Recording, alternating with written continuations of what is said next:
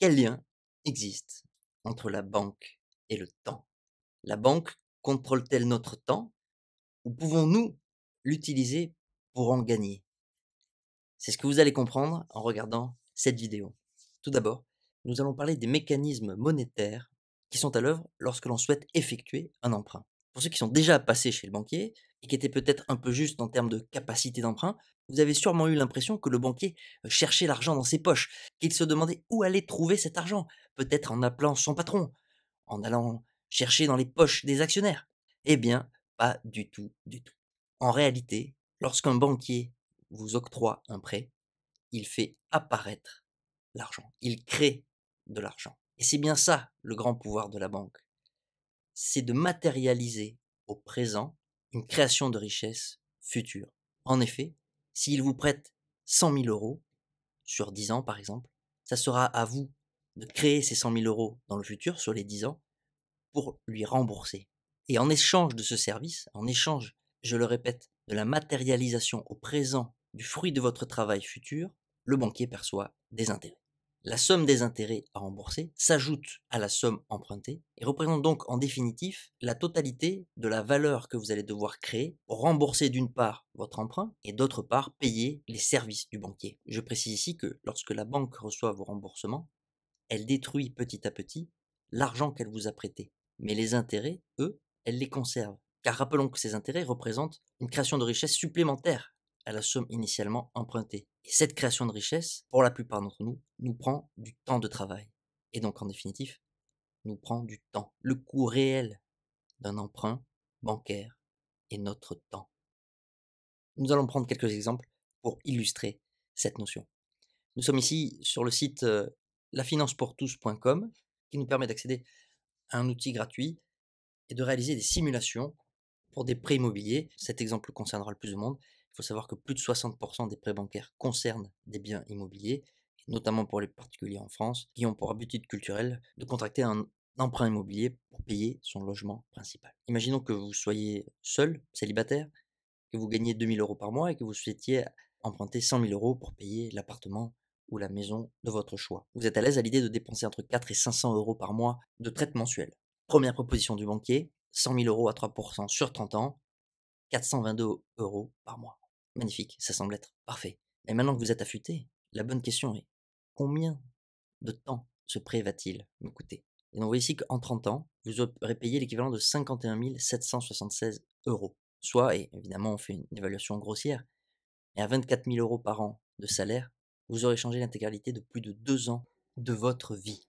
Dit autrement, pendant plus de 2 ans, la création de richesse que vous effectuerez grâce au temps passé à votre travail correspond au coût réel de votre emprunt.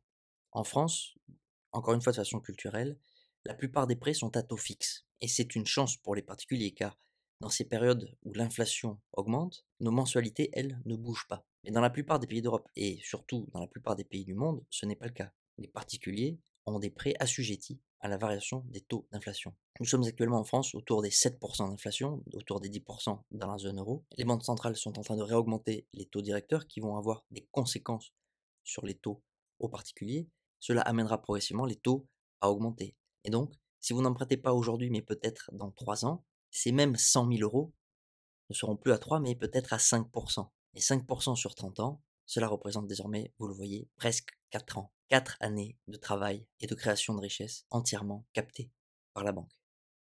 Je dis capté, mais finalement, nous échangeons volontairement ce temps contre ce service. Nous le choisissons. Et d'ailleurs, dans les bonnes périodes, le particulier peut bénéficier de ce service à son avantage et utiliser ce mécanisme qu'on peut appeler le levier bancaire afin d'accélérer un accroissement de capital. L'élément important que je viens d'énoncer est dans les bonnes périodes. Car tout ce qui touche à l'investissement, le temps y est présent, mais également ce qu'on appelle le momentum. C'est-à-dire qu'il faut agir de la bonne façon et au bon moment. Et oui, là, comme dans beaucoup de choses dans la vie, c'est à la fois simple et complexe.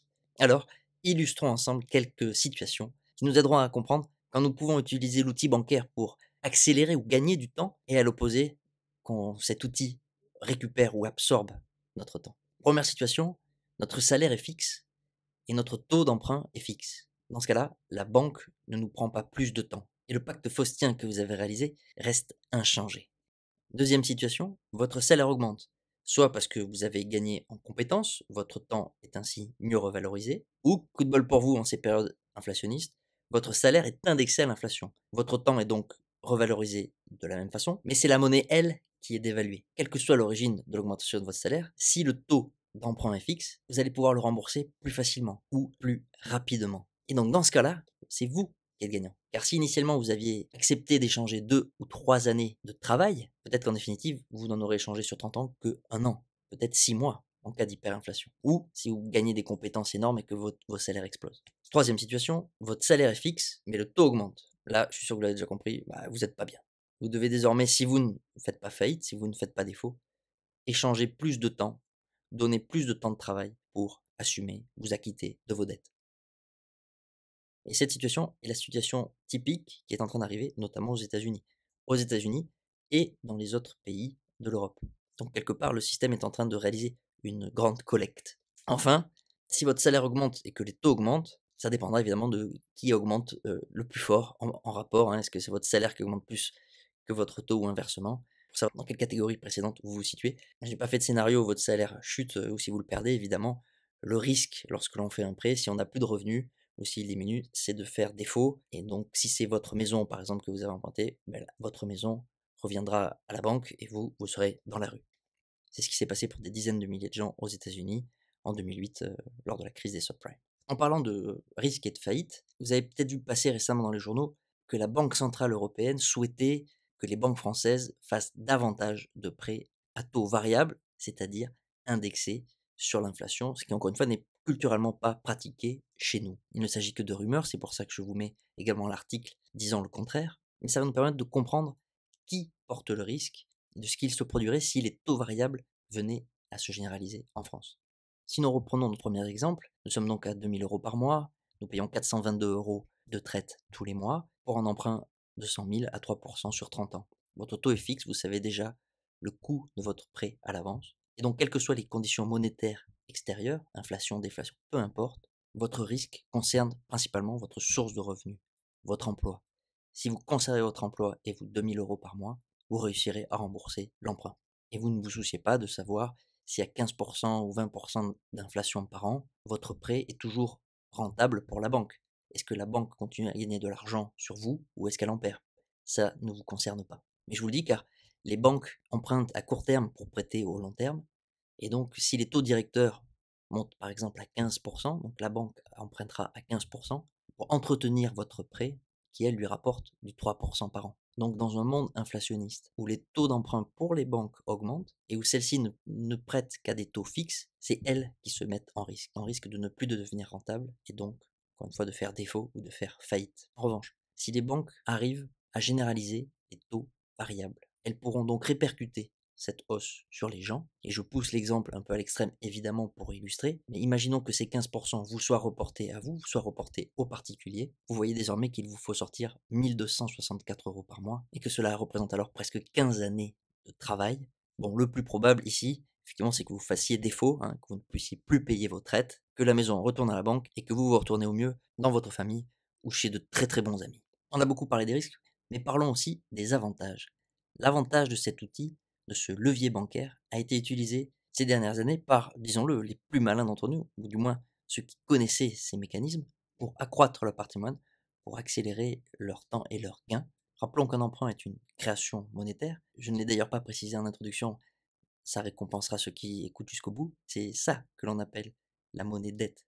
C'est la monnaie qui provient d'un emprunt d'une banque commerciale. Et c'est en réalité la majorité de l'argent en circulation aujourd'hui. Et donc cette création monétaire qui a un coût en temps, nous l'avons vu, ce coût peut être transféré à d'autres. C'est pourquoi nous avons vu fleurir ou exploser les biens Airbnb, notamment à Paris ou dans d'autres villes de France. Car lorsqu'on emprunte pour des biens locatifs, si l'on arrive à louer ces biens pour ne serait-ce que couvrir le coût de l'emprunt, eh bien nous n'échangeons plus alors de temps contre ce bien. L'argent que les autres sont prêts à nous donner, que ce soit en loyer mensuel ou en bien de courte durée, cet argent provient du travail, du fruit d'autres humains qui remboursent l'emprunt d'un autre. Et c'est là que repose ce pouvoir exorbitant. Car in fine, les banques décident à qui ils prêtent, et décident des montants qu'ils prêtent, ou l'on devrait dire des montants qu'ils créent. Et comme les grands banquiers ne sont également que des hommes, ils partagent les mêmes biais psychologiques et finissent très souvent par abuser de ces mécanismes. Certains arrivent même à penser qu'ils font le travail de Dieu. Non, non, c'est pas une blague.